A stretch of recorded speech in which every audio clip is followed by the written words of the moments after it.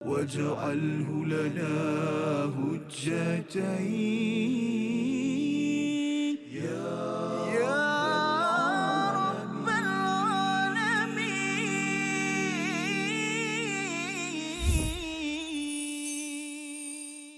Assalamualaikum warahmatullahi wabarakatuh. Alhamdulillahirabbil alamin wassalatu wassalamu ala asyrafil anbiya'i wal mursalin sayyidina Muhammadin wa ala alihi wa ashabihi ajma'in. Amma ba'd. Apa khabar tuan-puan, ibu ayah, hadirin hadirat serta seluruhnya yang menonton rancangan My Quran Time pada hari ini? Apa khabar kalian semua? Mudah-mudahan berada dalam keadaan yang sihat sejahtera, dan kita mendoakan agar kita semua berada di dalam rahmat Allah atas pengajian Al-Quran kita. Dan pada hari ini seperti biasa, kita telah masuk kepada sesi ulang kaji. Hari ini adalah My Quran Time, sesi ulang kaji bersama tokoh ilmuwan kita, yang mana hari ini kita akan melihat ulang kaji daripada halaman ke-87 dan halaman yang ke-88, bermula ayat yang ke-52 hinggalah ayat yang ke-65. Dan seperti biasa dalam sesi ulang kaji ini, bukan saya cakap seorang-seorang lah. Maknanya ada juga tetamu ilmuwan kita, dan juga seperti biasa saya ditemani oleh seorang qari yang handsome, yang juga tokoh ilmuwan juga sebenarnya, dan juga tokoh qari antarabangsa. Bersama dengan saya pada hari ini Ustaz Tarmizi Abdul Rahman. Apa khabar Ustaz? Alhamdulillah, khabar baik yang bahagia. Nampak handsome, lebih handsome lagi hari ni. Oh, subhanallah. Tengok Masya sebelah Allah. siapalah. Okey, okey. Dan seperti biasa juga pada hari ini, pada sesi ulang kaji kita bersama dengan tokoh ilmuwan kita, iaitu Ustaz Mustafar Suki. Apa khabar Ustaz? Alhamdulillah sihat. Lama tak datang ke teratak My Quran Time ni. Alhamdulillah. Masya Allah. Ustaz Mustafar, seperti yang tuan-puan juga kenali, beliau bukan sahaja tokoh ilmuwan kita yang biasa dalam rancangan-rancangan TV3, TV9, juga beliau adalah seorang yang menjadi penasihat keuangan ataupun keuangan Islam kepada beberapa syarikat dan juga koperasi, yang mana beliau sangat mahir dan biasa juga dengan pelajaran daripada bidang Al-Quran ini sendiri. Dan bagi memulakan pengajian kita, mari sama-sama tuan-puan kita bacakan doa ringkas kita pada hari ini.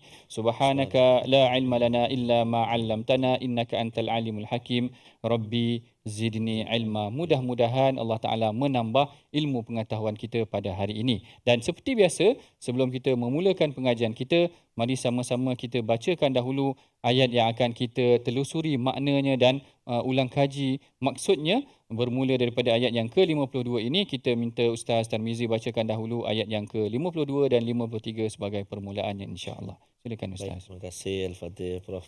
Dr. Ahmad Sanusi yang menjadi kesukaan pelajar di USIM. Allahu Akbar, Masya Allah. Senyum sombong, subhanallah, alhamdulillah. Khususnya ilmuwan kita, bintang ilmuwan kita yang datang berkunjung menyampaikan ilmu kepada kita pada hari ini. Bahagia Al-Fadhil Ustaz Mustafa. Sehat Alhamdulillah, Ustaz. Terima kasih, Ustaz. Mari. Sama. Khususnya tuan-tuan dan puan-puan yang berada di rumah, di Facebook, tak lupa kita bersama juga Sautul Hijrah, Surau Al-Hijrah, Kota Warisan Sepang. Masya Allah. Assalamualaikum warahmatullahi wabarakatuh. Masya Allah, tabarakallah. Dan juga Istiqamah yang bersama pada kali ini. Ibu-ibu, ayah-ayah, ayo kongsikan pengajian kita pada hari ini bersama dengan rakan-rakan kita. Jemput tekan atau klik butang share untuk kita sama-sama sebarluaskan pengajian kita ulang kaji pada hari ini, insya-Allah. Ayat 52 dan 53 kita nak baca sama-sama, insya-Allah. Ayo kita bersedia untuk baca sama-sama. A'udzubillahi minasyaitonirrajim. أولئك الذين لعنهم الله ومن يلعن الله فلن تجد له نصيرا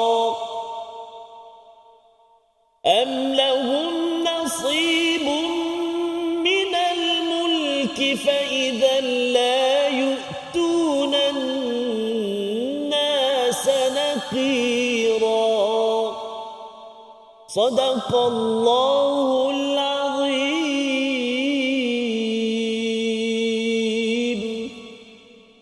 Azim. Pada ayat yang ke-53, kalau kita telah lalui perbincangannya sebelum ini, Allah Ta'ala bayangkan mengenai tentang sifat kedukut golongan Yahudi.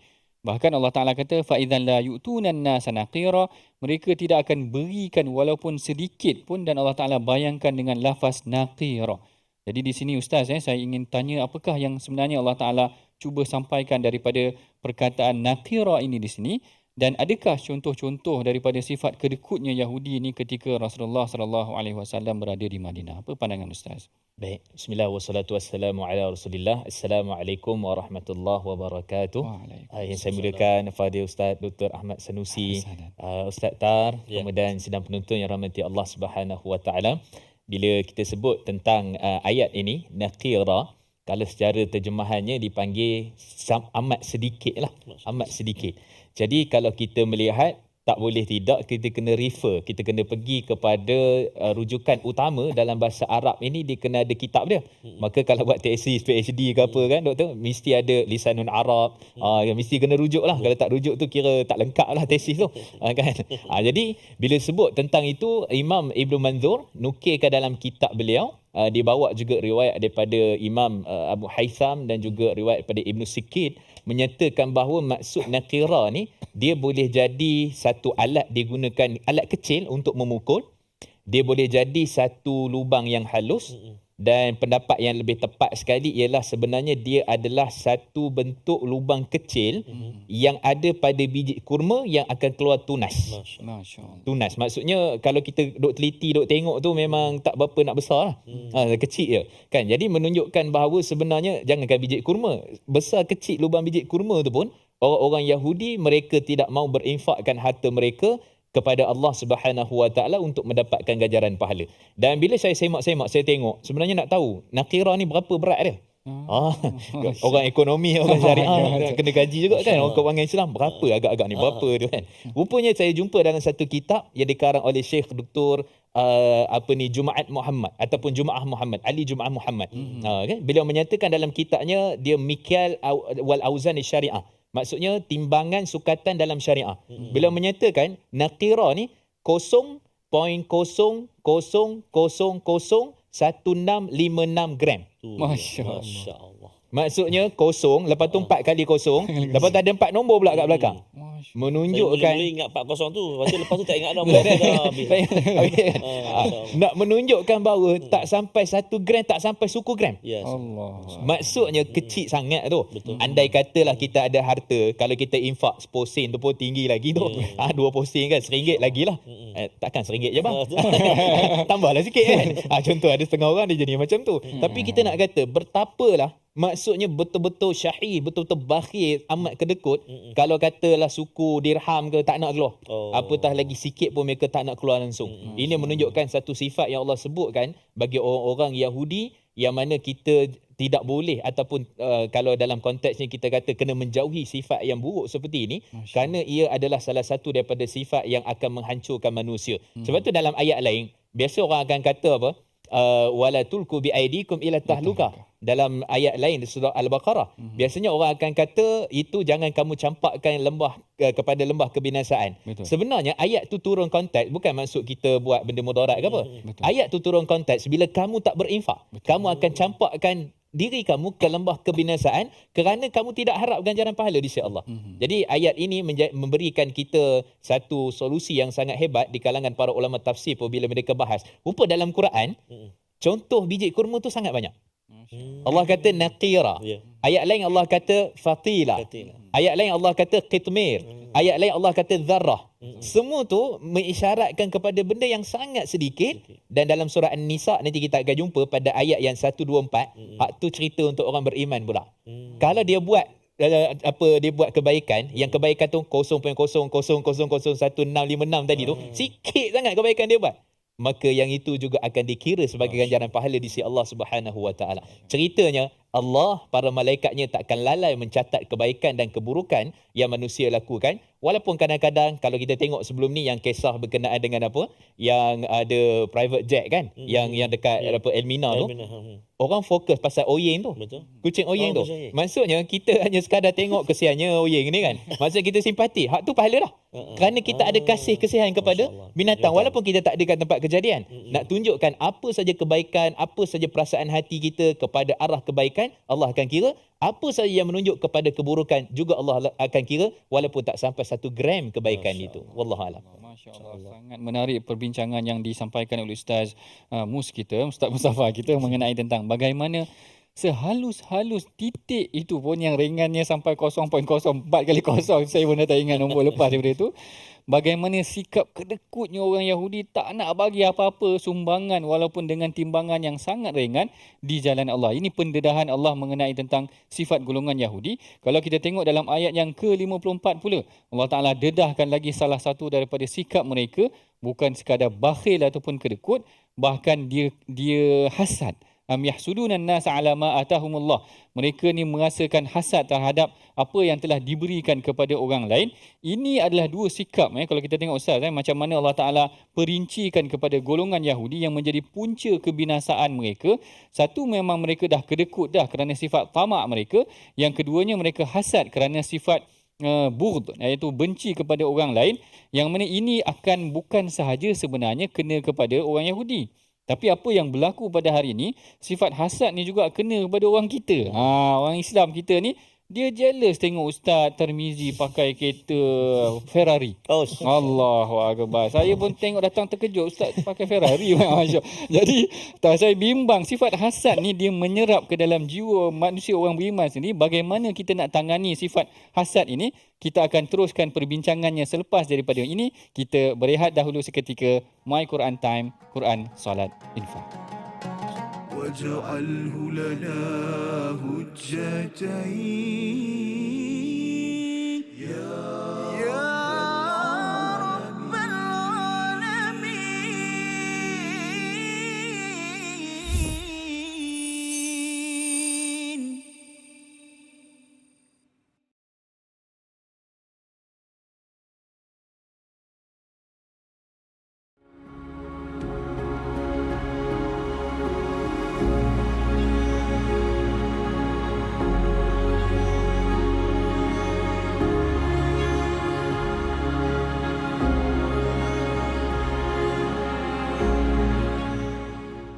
Al-Quran.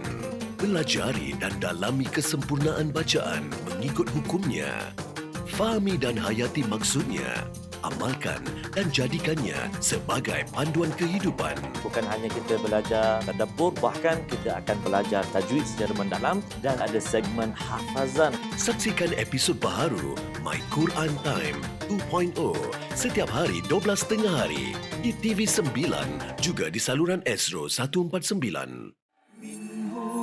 مجاهينا وارزقنا تلاوته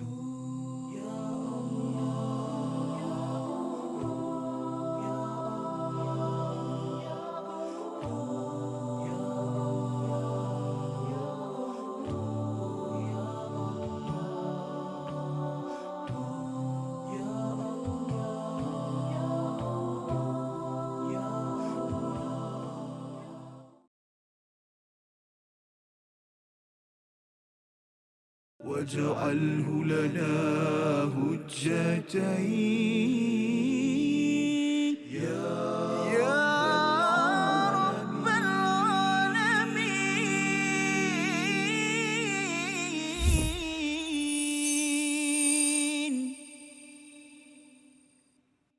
أعوذ بالله من الشيطان الرجيم أم يحسدون الناس على ما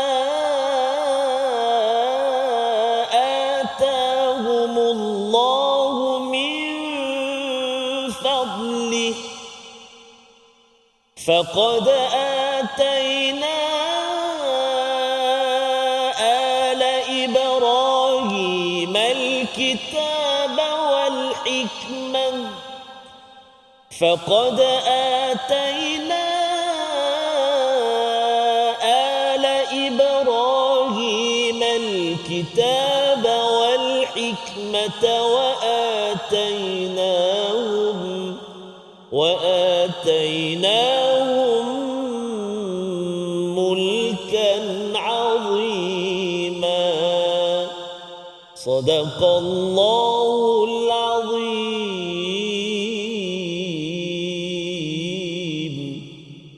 Sadaqallahul Azim. Alhamdulillah, kita bertemu lagi dalam rancangan My Quran Time, Quran, Salat dan Infak. Hari ini adalah sesi ulang kaji kita bersama dengan tokoh ilmuwan kita, yang mana kita ulang kaji daripada halaman yang ke-87 dan halaman ke-88. Yang mana sebelum rehat tadi kita bincangkan mengenai tentang sifat hasad seseorang yang bukan sahaja pada hakikatnya sebenarnya meresap dalam jiwa orang Yahudi sahaja, tapi apa yang berlaku pada hari ini sebenarnya berlaku dalam kalangan kita sendiri. Jadi nak tanya Ustaz, sebenarnya macam mana nak tangani masalah hasad yang berlaku dalam diri manusia ni, termasuklah kita semua ni, bagaimana kaedahnya yang diperintahkan ataupun yang ditunjukkan oleh Allah dan Rasul.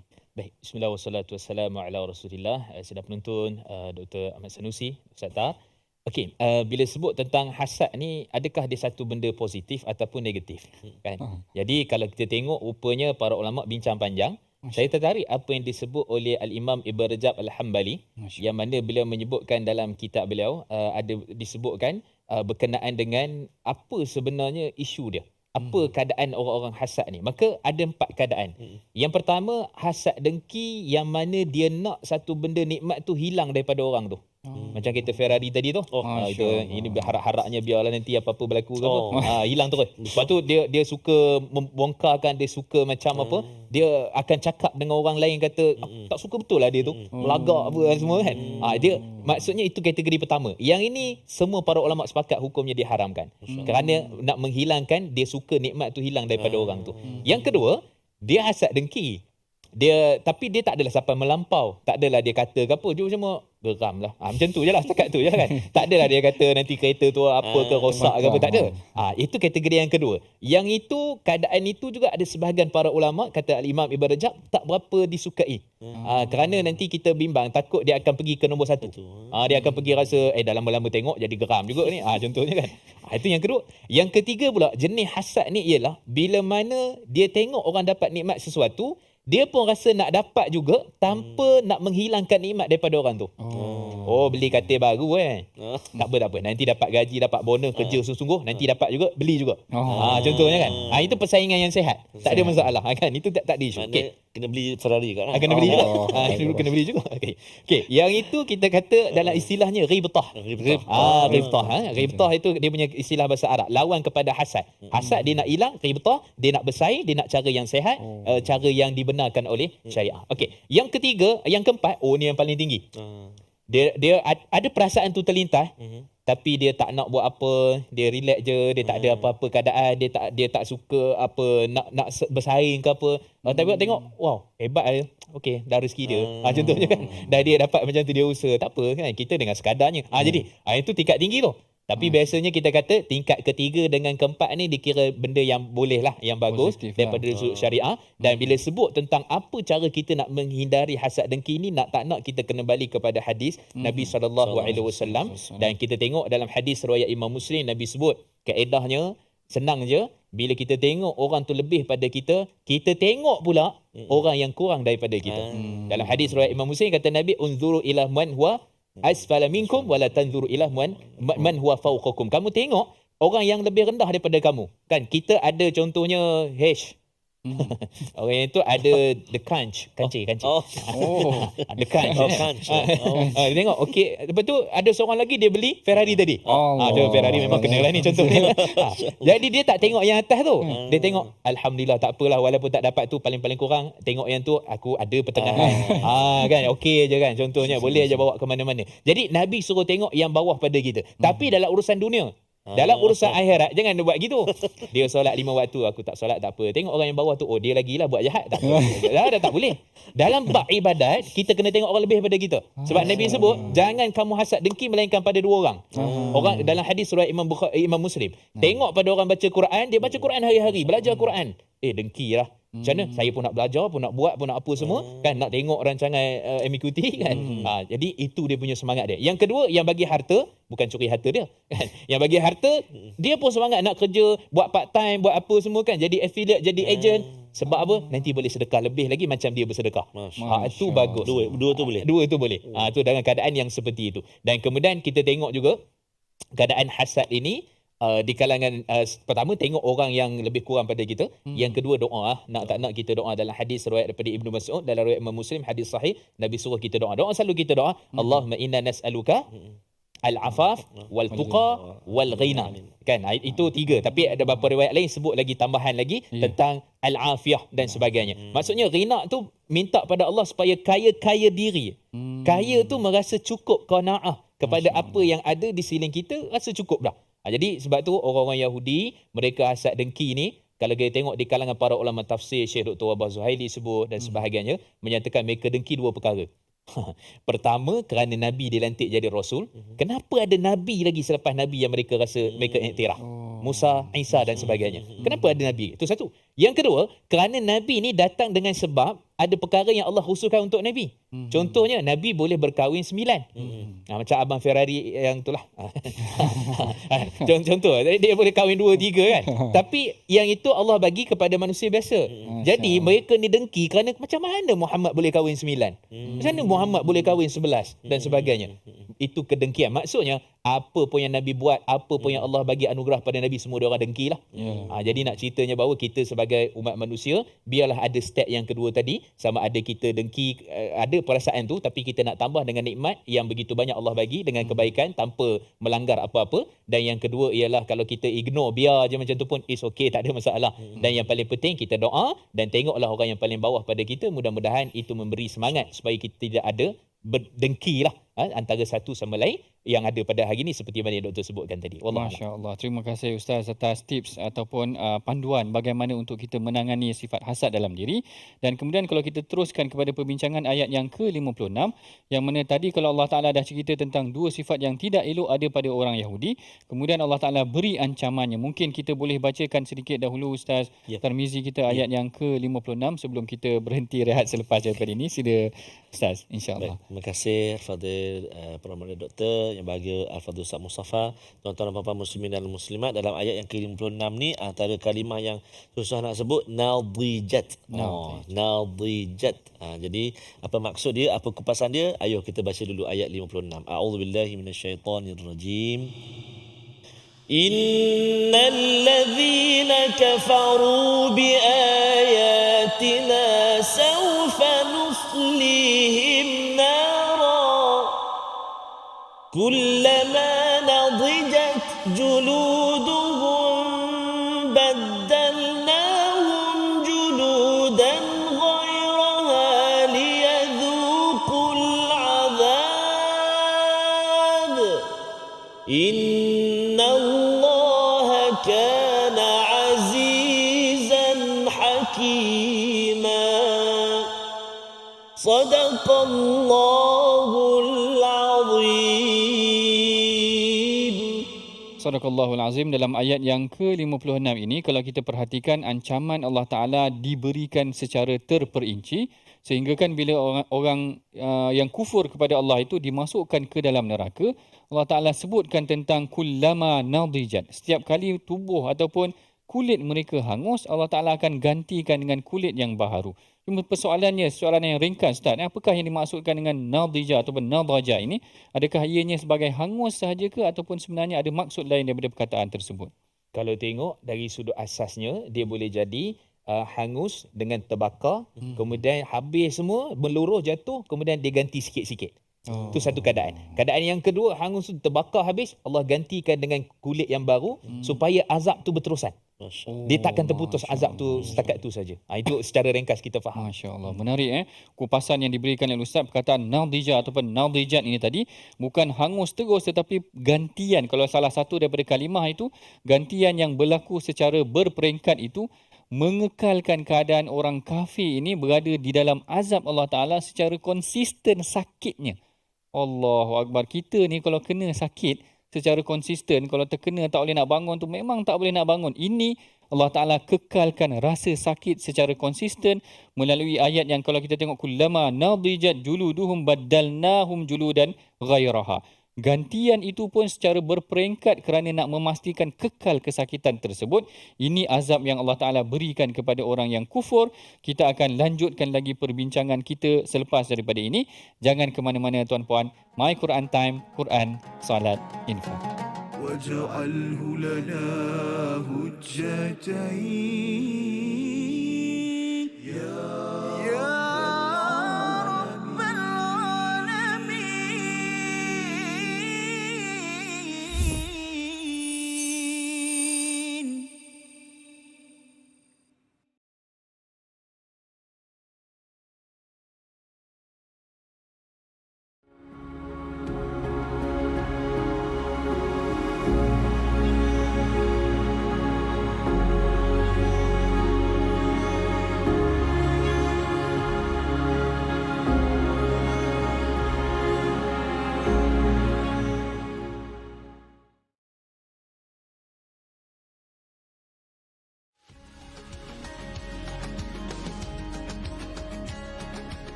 بسم الله الرحمن الرحيم.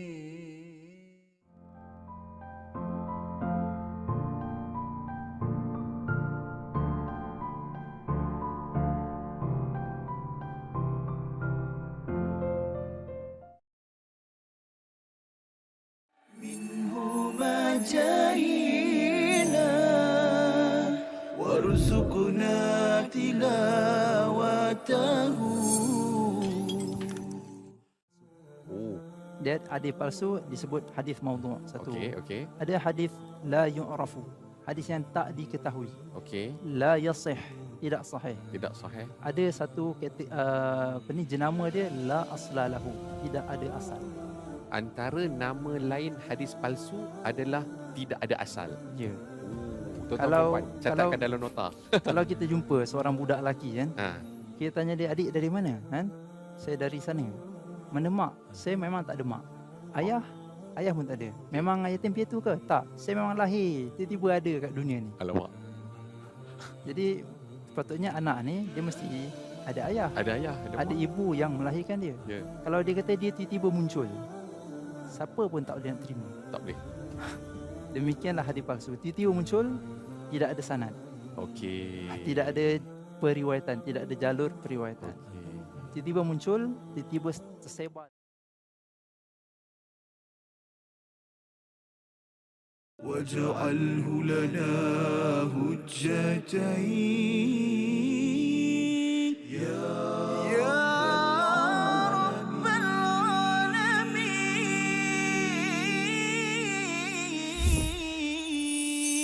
العالمين.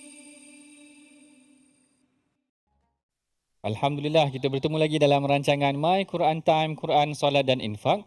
Sebelum rehat tadi kita telah masuk perbincangan kepada ayat yang ke-56, yang mana dalam ayat ini Allah Ta'ala memperincikan tentang azab yang diberikan kepada golongan yang kufur. Cuma menariknya dalam ayat yang ke-56 ini Allah Ta'ala tutup dengan sifat Allah, Innallaha kana azizan hakima, iaitu Allah Maha Perkasa lagi Maha Bijaksana. Kenapa? Apakah dia hikmahnya? Allah Ta'ala cerita tentang azab, tiba-tiba Allah Ta'ala kata Allah ni Maha Perkasa lagi Maha Bijaksana. Dekat mana perkasa dan bijaksananya ini, Ustaz? Kalau kita tengok apakah hikmah, kenapa ditutup dengan sifat Allah yang ini? Apa pandangan Ustaz? Baik, bismillah wassalatu wassalamu ala Rasulillah. Terima kasih kepada Ustaz Dr. Ahmad Sanusi, Ustaz Tar, sidang penonton rahmati Allah Subhanahu Wa Taala. Masih bersama dengan My Quran Time. Baik, jadi bila kita sebut tentang perbincangan azab Allah di hari akhirat, terutama dalam neraka ni, sebenarnya azab ini secara umum kita boleh bagi kepada dua. Satu, azab secara fizikal pada ayat yang kita lalu ni, ayat 56. Satu lagi, azab secara rohani, spiritual kita, emosi. Kan? Itu Allah rakam dalam surah Al-A'raf ayat yang ke-50. Nanti kita akan datang. Sebelum ni yang pertama kita dah lalu dah. Nanti kita akan detailkan tentang isu itu, iaitu emosi tu bila mana ahli syurga ataupun ahli neraka nampak mereka ni, ahli neraka nampak ahli syurga tengah minum air, bersenang riang, bersukaria, kan? Riang gembira kan. Jadi pada keadaan seperti itu tak dapat dibayangkan, mereka nampak minum air. Minum air sedangkan penduduk neraka makan nanah, makan apa semua dan sebagainya. Jadi mereka nampak, maksudnya emosi mereka tu terganggu. Sedangkan dah lah tak makan apa semua. Lepas tu keadaan emosi pula tengok secara live macam mana penduduk syurga. Jadi kita kata gambaran itu Allah sebut dalam surah Araf ayat yang ke-50 secara emosi. Jadi dekat sini disebut tentang secara kulit dia. Kan? Jadi dalam keadaan bila mana terbakarnya kulit-kulit ni, kata Syekh Dr. Sulaiman Al-Ashqar dalam satu kitab tafsir dia yang ringkas yang bagus juga, Zubdatul Tafsir ataupun Tafasir, beliau menyatakan bahawa seperti mana kita sebutkan di awal tadi sebelum rehat, dua keadaan. Pertama, Allah Subhanahu Wa Taala jadikan kulit mereka tu hancur lebur dengan keadaan sikit-sikit dan kemudian sikit-sikit juga diganti dengan kulit baru, kemudian diazab dan seterusnya berterusan sampai bila-bila. Itu satu keadaan. Yang kedua pula ialah keadaan kulit tu habis tu sekaligus hilang, terus sekaligus dapat kulit baru. Dan dapatnya kulit baru itu juga dengan keadaan yang berterusan dalam azab Allah Subhanahu Wa Taala. Kan, jadi kita kata kita tak dapat nak bayangkanlah macam mana keadaan kulit kan, kadang-kadang luka sikit pun kita dah macam-macam dah kan. Itu pun dah macam-macam keadaan, apatah lagi kita sakit tu sakit ini dan sebagainya. Maka kalau kita tengok azab dalam neraka, dia bukan azab untuk menghapuskan dosa. Azab dekat dunia, ujian Allah bagi dia untuk hapuskan dosa. Banyak hadis-hadis yang sebut tentang isyarat seorang tu bila kena ni, kena sakit tu sakit ni, dia akan menghapuskan dosa-dosa. Itu bezanya azab neraka dengan azab dunia. Jadi azab neraka dia kekal. Sampai bila? Sampai ila masya-Allah, kehendak Allah, sampai bila-bila pun. Sebab tu kebanyakan majoriti para ulama bila sebut neraka tu kekal, khalidina fiha abada, maka akan kekal sampai bila-bila, tak ada kesudahan. Bayangkan satu proses penghidupan manusia dalam neraka, daripada awal masuk neraka sampai bila-bila pun itulah keadaannya diazab oleh Allah Subhanahu Wa Taala. Maka sudah tentu keadaan itu menjadi satu peringatan ibrah. Ni dipanggil ukhrawi. Takhwif dia tu, keadaan tu adalah berkait dengan keadaan manusia ketika mana dekat akhirat. Dan kemudian cantiknya seperti mana Dr. Sanusi sebutkan tadi, ditutup dengan azizan hakimah. Kenapa ayat tu azizan hakimah? Kata Syekh Abu Bakar Al-Jazair ataupun Al-Jazair, Jazairi, Syekh Abu Bakar Jazairi ni bagus. Beliau ni dulu hampir 40-50 tahun lebih berkhidmat mengajar tafsir di Madinah. Jadi satu ulama yang sangat hebat. Saya sempat jumpa waktu tu, dia pun dah tak berapa nak boleh bercakap lah. Kan? Dia ada anak murid baca dan sebagainya. Jadi khidmat beliau sangat besar terhadap bidang tafsir. Maka beliau menyatakan ini sebagai ejekan kepada mereka yang dah masuk dalam neraka. Kamu rasakan inilah keagungan aku. Inilah dia orang yang aku tidak akan pernah ada tandingan terhadap aku. Hebat macam mana pun kamu, dengki, hasad, kekuasaan semua, di akhir nanti Allah kata apa? Ta'al malikul muluk. Mari sini, raja bagi segala raja. Dekat akhirat nanti Allah akan panggil. Tak ada orang pun akan sahut panggilan tu. Kerana di situlah menunjukkan keagungan Allah dan mengejek bagi mereka yang masuk ke dalam neraka, maka sesuai. Kerana Allah dah bagi peringatan. Allah dah hantar Rasul. Tapi mereka tetap berkeras dengan keadaan yang seperti itu. Dan kemudian Allah kata azizan, bukan satu je. Hakimah. Maksudnya Allah nak bagi tahu kita kehidupan dekat dunia ni, kalau andai kata kamu ikut syariah, patuh pada arahan, kamu tadi berinfak, buatlah segala kebaikan tu, maka Allah hakimah, Allah akan hukum benda tu dengan kebaikan yang kamu buat. Tapi kalau kamu juga tak buat perkara itu, maka aziza, tidak ada siapa yang akan dapat menandingi dan menjadi orang-orang yang akan sesuka hati buat apa dekat dunia, takkan. Jadi itu sebab kerana Allah letakkan kedua-duanya pada ayat itu. Satu, bagaimana mendemplak, mengejek mereka yang telah pun melakukan dosa dan maksiat, terutama orang dalam neraka. Hakimah, Allah kembali kepada kita supaya apa? Kembali taat. kembali ibadah, kembali buat kebaikan, kembali jangan tiru orang-orang Yahudi. Maka itu kenapa hikmah di antara azizan dan juga hakimah yang Allah letakkan pada ayat itu sungguh sangat menarik. Sebab kita ingat bila Allah azab terus habis semua. Rupanya Allah tarik perlahan kepadaan manusia. Ingat, Allah kan maha menghukum, Allah kan adil, Allah maha agung, maka buatlah kebaikan. Itu maksud dia. Masya Allah. Menarik sekali kupasan Ustaz daripada ayat yang ke-56 ini. Seterusnya kita akan masuk kepada ayat yang ke-59 mengenai tentang perintah mentaati Allah dan Rasul dan juga para pemimpin. Sebelum tu mari kita sama-sama bacakan ayat yang daripada ayat yang ke-59 yang akan dibimbing oleh Ustaz Tarmizi. Silakan Ustaz. Terima kasih Al-Fadhil Prof. Madia Doktor, yang bahagia Fadhil Ustaz Mustafa, tuan-tuan dan puan-puan muslimin dan muslimat, penonton yang dikasihi dirahmati Allah Subhanahu Wa Taala. Kita nak baca terus ayat yang ke-59 berada di bawah sekali halaman 87. Ibu ayah, ayo kita mulakan bacaan ayat 59. A'udzubillahi minasyaitonirrajim. Ya ayyuhalladzina amanu atii'u Allah wa atii'ur rasul wa ulil amri minkum fa in tanaza'tum fi shay'in farudduhu ila Allah war rasul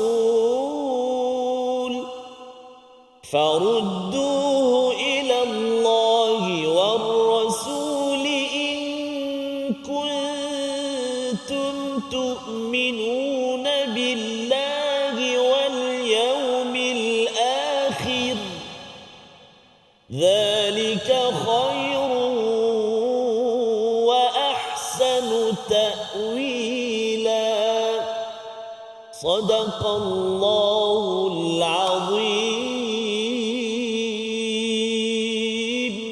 Sadaqallahul Azim. Dalam ayat yang ke-59 Allah Ta'ala perintahkan kepada orang-orang yang beriman agar mentaati Allah dan Rasul dan para pemimpin.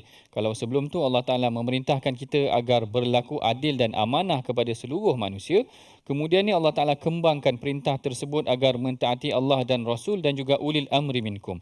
Cuma yang menarik dalam ayat yang ke-59 ini tidak disebutkan, kalau kita tengok ati' Allah ada, ati'ur Rasul ada. Dua kali ulang ati'u kepada Allah dan Rasul, tetapi tidak ada ati'u ulil amri minkum. Tidak ada perintah ati'u itu kepada ulil amri. Apakah yang dimaksudkan di sini sebenarnya Ustaz? Kenapa tidak diulang ati'u ulil amri? Hanya disebutkan ulil amri minkum sahaja. Apa pandangan Ustaz? Baik, bismillah wassalatu wassalamu ala Rasulillah. Okey, satu kita kata kehebatan Al-Quran itu sendiri mesti ada sebab. Kenapa ayatnya, susunan ayatnya, pertukaran keadaan tertentu kepada keadaan tertentu. Maka kita tengok kat sini. Yang pertama sekali ialah perkataan uli amri itu dia adalah pemimpin. Kata Syekh Abu Bakar Jazair dan sebahagian boleh kata majoriti di kalangan para ulama tafsir, dia boleh jadi dua. Satu pemimpin urusan negara, satu pemimpin itu adalah qadi ataupun di kalangan para alim ulama. Jadi maksudnya dua-dua ni termasuk yang dipanggil sebagai uli amri minkum. Cumanya daripada sudut ketaatan secara mutlak berbeza. Allah dan juga Rasulnya ketaatan secara mutlak, secara putus. Itu keadaan pertama. Keadaan kedua, kerana mereka tidak akan khianat, tidak akan zalim dan tidak akan melakukan apa-apa keburukan kepada manusia dan hamba-hambanya. Itu sebab kenapa ati'ullah, ati'ur Rasul. Yang kedua, ati' wa uli amri minkum, banyak hadis-hadis yang mana bila tidak taat, dia melakukan dosa dan sebagainya, tidak boleh taat. Betul. Kan? Contohnya pemimpin kita ataupun contoh isteri suami kita. Kan? Duk heboh 2-3 hari ni apa dia? Kan cerita tentang apa, saya sukalah kalau awak tak pakai tudung, awak kena taat saya suami awak tahu. Taatlah. Itu ke dalam mereka tu. Itu cerita dia kan. Maksudnya ketaatan mutlak kepada hukum hakam Allah. Maksudnya perintah daripada pemimpin rumah tangga ke kepemimpinan ke apa ke dan sebagainya, salah silap dan maka semua itu akan berlaku sebab dia tidak qat'i, dia tidak putus. Dan kemudian kalau kita tengok daripada sudut lantikan, boleh tak melantik orang muslim ataupun sebagainya, itu perbincangan yang panjang di kalangan para ulama. Kalau ikut Qadhi Iyad, Imam Ibn Hazmin, tak boleh. Pemimpin itu yang nak memimpin organisasi apa semua, mesti orang Islam, mesti orang Muslim. Kalau ikut pula pendapat sebahagian mazhab Syafi'i, Imam Ibn Hajar Al-Haytami, disebut juga oleh Imam Ar-Ramli dan sebagainya, Ar-Rafi'i menyatakan harus dengan syarat dia bukan tunjang utama. Maksudnya dia bukan Perdana Menteri. Dia bukan bahagian agama. Kata Syekh Dr. Al-Qaradawi, bila simpulkan pendapat itu, yang kita boleh taat, kita boleh kukuh mentaati itu pada yang mematuhi perintah agama dan juga yang mematuhi apa yang Allah hendak kepada Allah dan Rasulnya. Kalau ada perbezaan, persisihan pendapat dan sebagainya, kembali kepada Allah dan juga Rasulnya, kerana itu ketaatan mutlak. Itu beza antara taat kepada Allah dan juga kepemimpinan. Sebab kata Nabi dalam riwayat Imam Ahmad, hadis yang hasan, la ta'ati makhluqat bi maksiati khaliq. Kamu tak boleh taat kepada makhluk yang bermaksiat kepada Allah Subhanahu wa taala, walaupun dia suami kita, walaupun dia adalah mak ayah kita. Ayah kata tolong pergi kedai beli seketul dua. Apa tu apa? Bukan belacan, rokok. Haram kita mentaatinya kerana benda tu haram. Jadi itulah konsep yang kita nak faham secara mudah. Wallah. Masya-Allah, menarik sekali sebenarnya perintah ati Allah, ati Rasul ini mutlak hanya kepada Allah dan Rasul sahaja, sedangkan ulil amri minkum ini adalah bersyarat juga. Andai sekiranya perintah tersebut membawa kepada maksiat, kemungkaran kepada Allah, maka itu adalah perkara yang tidak boleh kita taati seperti mana yang telah digariskan panduannya oleh Nabi sallallahu alaihi wasallam. Kita berehat dahulu seketika. My Quran Time, Quran, Salat, Infak. Waj'alhu lana hujjatain ya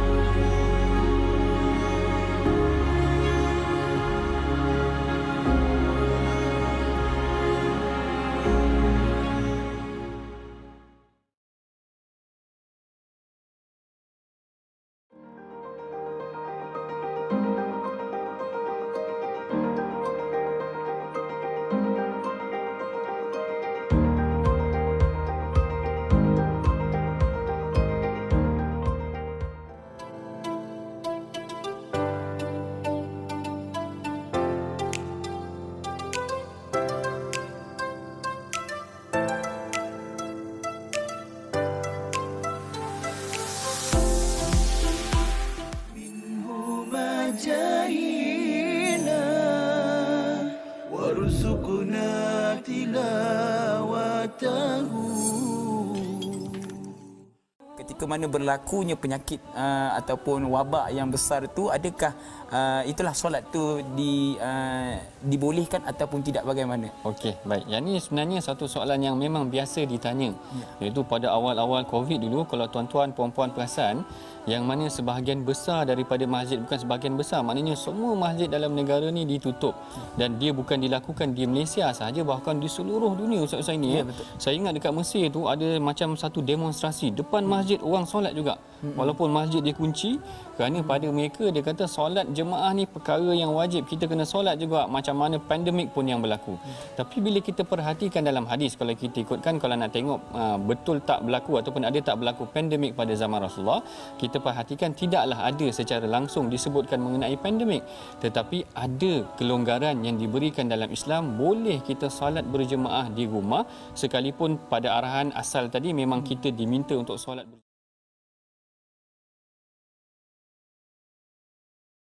waj'alhu lana hujjatain ya rabbal alamin.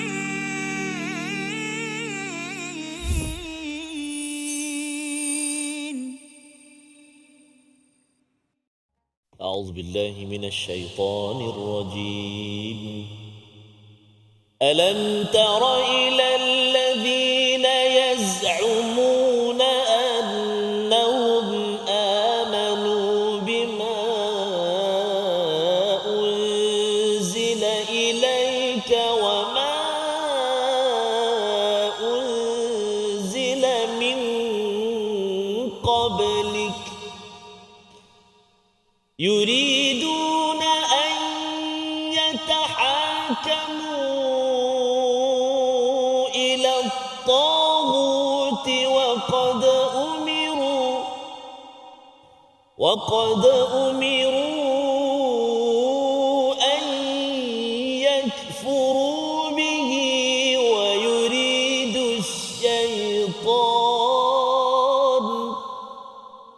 ويريد الشيطان أن يضلهم ضلالا بعيدا صدق الله العظيم. Sadaqallahul Azim. Alhamdulillah, kita bertemu lagi dalam rancangan My Quran Time. Sesi ulang kaji kita pada minggu ini adalah mengulang kaji daripada halaman yang ke-87 dan halaman 88. Perbincangan sebelum ini daripada halaman yang ke-87 kita dah masuk beberapa perbincangan penting. Antaranya mengenai tentang sikap orang Yahudi, kemudian pemerintahan ataupun azab yang Allah Ta'ala kenakan kepada golongan yang kufur kepada Allah. Kemudian Allah Ta'ala masuk mengenai tentang perintah mentaati Allah dan Rasul dan juga pemimpin. Setelah itu kita beralih kepada bukan sahaja pemerintah tetapi kepada sistem pemerintahan juga barangkali ataupun sistem perundangan syariah yang telah digariskan kepada umat Islam, yang mana dalam ayat yang ke-60 kita masuk perbincangan mengenai tentang golongan munafik yang yuriduna ayyatahakamu ila taghut. Mereka berkehendakkan untuk berhukum ataupun merujuk hukumannya kepada golongan yang ketetapan hukum ini kepada taghut. Jadi perbincangan yang kita ingin sampaikan ataupun yang kita ingin bongkarkan, kita ingin huraikan pada hari ini, siapakah yang dimaksudkan dengan taghut? Apabila Allah Ta'ala kata, tetapi mereka masih menginginkan ketetapan hukum kepada taghut, siapakah yang dimaksudkan dengan taghut di sini? Kalau sebelum ni dalam surah Al-Baqarah pun Allah Ta'ala ada cerita tentang perkataan taghut. Yang ini sebenarnya apa yang dimaksudkan ataupun siapa yang dimaksudkannya, Ustaz? Silakan, Ustaz. Bismillah wassalatu wassalamu ala Rasulillah. Ada dua perkataan kita jangan terkeliru. Nanti kita akan lalu juga ataupun sebelum ni Talut. Ini kan Talut jadi Tagut, Tagut jadi Talut. Talut tu nama orang. Okey, yang tu pada zaman Nabi Daud, pada zaman Nabi Samuel, kalau ikut Syekh Dr. Wahbah Zuhaili, macam mana mereka menyusun strategi untuk kembalikan Bani Israel kepada pemerintahan yang asal. Tapi kalau yang ni Tagut, maka taghut ini secara istilahnya paling mudahlah. Saya tengok takrif-takrif yang dikemukakan oleh para ulama. Al-Imam Ibn Qayyim antara yang paling cantik meletakkan makna taghut itu apa. Maka kata beliau taghut ni apa-apa saja ataupun sesuatu yang mana kita melampau, melebihi hak batasannya dalam kita ibadah, dalam kita ikuti ataupun dalam kepercayaan kita. Maka yang itu akan dipanggil sebagai taghut. Sebab tagha tu melampau sebenarnya. Melampau batasan ataupun pada sempadan yang mana telah ditetapkan oleh Allah Subhanahu Wa Taala. Dan taghut ini kalau kita tengok dia boleh jadi pelbagai. Dia boleh jadi ketaksuban kepada pemimpin sehingga benar ke salah pemimpin itu tetap betul. Maka itu dipanggil taghut kerana kepercayaan, keyakinan kita kepada pemimpin yang taghut itu sendiri. Dan kemudian kalau contohnya berkait dengan kepercayaan, keyakinan. Ni kalau makan timun dengan pegaga, syaitan takut. Apa kaitan timun dengan pegaga? Contohnya kan. Jadi kita kata adalah macam-macam kepercayaan orang Melayu. Ikan tak boleh letak dalam apa? Ikan puyuh tak dalam rumah, nanti roh jahat tak masuk. Kan? Letak kepada ikan puyuh. Kucing melintas nanti mayat bangun. Macam-macam kepercayaan. Boleh khurafat, boleh bawa kepada taghut. Sebab kemelampauan kepercayaan selain daripada Allah Subhanahu Wa Taala. Dan yang ketiga, berhukum selain pada hukum Allah. Ini maksud ayat ni. Maka kata Syekh Dr. Wahbah Zuhaili dan kebanyakan di kalangan para ulama tafsir, Syekh Dr. Suhaimi Al-Ashqar, yang kemudian Ibn Kathir dan sebagainya, taghut dua keadaan yang dimasukkan dengan ayat ni. Pertama, mereka percaya pada dukun ataupun bomoh. Sikit-sikit dia akan jumpa orang-orang yang terhebat di kalangan mereka. Kita panggil rahib ataupun begitulah lebih kurang kan, diiktiraf sebagai ulama-ulama di kalangan mereka. So apa pendapat tentang ni? Cakap je terus percaya. Itu kepada suatu keadaan. Yang kedua, kepada kepemimpinan. Bukan bomoh, bukan apa, bukan di kalangan orang-orang yang pandai celik pandai tadi, tapi kepemimpinan. Kepemimpinan tu kalau buat salah, kalau buat apa, diikuti. Maka semua itu membawa kepada taghut. Dan sebab tu Allah Subhanahu Wa Taala, seperti mana doktor sebut tadi, suruh kita kufur dengan taghut. Kufur dengan taghut ni maksudnya, ni dekat mana ayat dia? 256. Lepas surah, lepas berkait dengan ayat kursi, 256 cerita tentang apa yang selalu kita baca tu. Faman yakfur bit taghut. Siapa yang kufur dengan taghut, maka dia ni dikira kategori orang yang apa? Betul-betul beriman, betul-betul percaya, akidahnya, tauhidnya. Maka ini memperlihatkan bahawa sebenarnya ada 3 perkara yang kita kena hindari diri kita daripada taghut. Pertama, kita percaya pada perkara-perkara yang tidak dibenarkan itu. Yang kedua adalah kita mengikut tindakan tanpa ada panduan nas daripada Quran dengan sunnah. Dan yang ketiga, kita kena kufur seperti mana Allah kata kufur pada benda tu. Kita kata tak apa, benda tu sekadar hurafat boleh je. Kan? Itu sekadar adat kita je tu, hurafat. Padahal betul-betul hurafat. Betul-betul bersalah dengan akidah. Tak, kita kena kufur. Maksudnya kita kena katakan benda tu memang tak boleh. Kita kena ingkar. Kufur tu maksud ingkar lah. Ingkar kepada benda tu memang tak dibenarkan daripada sudut syariat. Maka yang itulah perkataan taghut. Maksudnya kalau ada pemimpin, dia buat perkara-perkara yang diharamkan, bila orang iktiraf, dia kata tak, itu perkara yang tak dibenarkan oleh Allah. Kita kena sebut macam tu. Dia kata sebab dia pemimpin, kira okey lah kot, dia pun ada bagi sikit kat saya. Contohnya kan. Yang itu taghut. Maka kita kena kufur, kita kena tidak meyakini, kita kena hilangkan kepercayaan kita kepada orang yang bawa kepada agenda taghut. Dan itulah tugas para nabi. Allah sebut dalam surah An-Nahl ayat 36, walaqad ba'athna fi kulli ummatin rasula an ibudullah wajtanibut taghut. Kami bangkitkan semua bagi rasul, bagi umat ni ada rasulnya untuk apa? Untuk mereka menyembah Allah dan menjauhi taghut. Di sebalik kita kata tauhid itu sendiri, kena membuang segala taghut yang kita sebutkan tadi. Wallahu a'lam. Masya Allah. Saya kira ini huraian yang sangat menarik. Maksudnya taghut ini bukan sahaja apa yang bercanggah daripada apa yang telah diperintahkan oleh Allah dan Rasul, tetapi sebenarnya maksudnya lebih luas, apa sahaja yang membawa kepada kemelampauan, iaitu terlalu melampau dengan mengkagumi seseorang sehingga menyebabkan dia membawa kita kepada kemungkaran.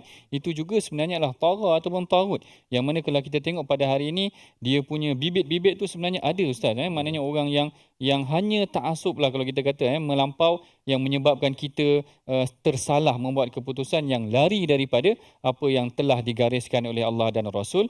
Dan kita telah hampir sampai ke penghujung rancangan. Masa mencemburui kita, Ustaz. Sebenarnya saya banyak lagi juga nak tanya ni, tapi disebabkan kekangan waktu, kita berharap agar kita boleh meneruskan lagi ataupun meneroka isi kandung yang ada dalam halaman yang ke-87 dan 88 ini, yang mana sangat banyak pengajaran yang boleh kita perolehi. Sebelum kita mengakhiri pengajian kita, mari sama-sama kita aminkan doa yang akan dibaca oleh Ustaz Mustafa kita, tetamu kita. Mudah-mudahan Allah Ta'ala memberkati pengajian ulang kaji Al-Quran kita pada hari ini. Silakan Ustaz, insyaAllah.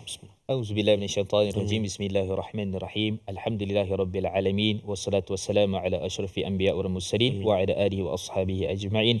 Allahumma inna nas'aluka ilman nafi'a wa rizqan tayyiba wa amalan mutaqabbala. Ya Allah, ya Rahman, ya Rahim, ya Allah, berkatilah kami dengan Al-Quran. Ya Allah, berikanlah kami kekuatan untuk istiqamah terus mengkaji, menggali dan mengamalkan Al-Quran, memberikan kebaikan kepada kami dunia dan juga akhirat. Ya Allah, berikanlah kami ilmu yang bermanfaat, ilmu yang baik, yang berguna untuk manfaat kehidupan kami dunia dan juga akhirat. Berilah kami, kurniakanlah kami amalan yang diterima. Jadikanlah Al-Quran sebagai penerang penyuluh kehidupan kami dunia dan juga akhirat. Dan segala apa yang kami lakukan dalam prinsip kehidupan kami di dunia ini. Ya Allah, ya Rahman, ya Rahim. Rabbana atina fid dunya hasanah wa fil akhirati hasanah wa qina adzabannar. Wa sallallahu ala sayyidina Muhammad wa ala alihi washabihi wa barik salim. Walhamdulillahirabbil alamin. Taqabbalallahu minna wa minkum. Barakallahu fiikum. Taqabbalallahu minkum taqabbal ya karim. Alhamdulillah. Moga-moga Allah Subhanahu Wa Taala berkenan dan makbulkan doa yang dibacakan sebentar tadi oleh Al-Fadhil Ustaz Mustafa, dan moga-moga Allah Subhanahu Wa Taala terus mengajak hati kita, memujuk hati kita untuk kita terus kembangkan atau perbanyakkan usaha-usaha kita untuk infak, sedekah, wakaf pada jalan Allah Subhanahu Wa Taala. Salah satu caranya dengan kita menyumbang dalam tabung gerakan Al-Quran untuk kita sebarluaskan pengajian-pengajian Al-Quran, pengajian-pengajian ilmu, program-program agama dan sebagainya. Boleh terus ke nombor akaun yang tertera ataupun boleh imbas kod yang disediakan. Moga-moga melahirkan generasi Al-Quran dalam masyarakat kita. Amin ya Rabbal Alamin. Jadi saya nak mengucapkan jutaan terima kasih kepada kedua ahli panel. Walaupun beliau sebagai moderator, tapi kita nak ucap terima kasih juga kepada beliau yang bahagia, guru kita Al-Fadhil Prof. Madya Dr. Ahmad Sanusi Azmi, dan juga yang bahagia tetamu kita Al-Fadhil Ustaz Mustafa Suki, dan juga seluruh tetamu-tetamu yang hadir. Tak lupa pada tuan-tuan dan puan-puan, ibu ayah yang berada di rumah ataupun di Facebook atau di mana juga berada, kerana terus bergabung dengan Al-Quran di My Quran Time. Jangan lupa Besok kita akan bersama dalam episod halaman ataupun ayat berikutnya yang kita nak belajar sama-sama insya-Allah. Jumpa lagi. Assalamualaikum warahmatullahi wabarakatuh. My Quran Time, Quran Salat, Infaq. InsyaAllah.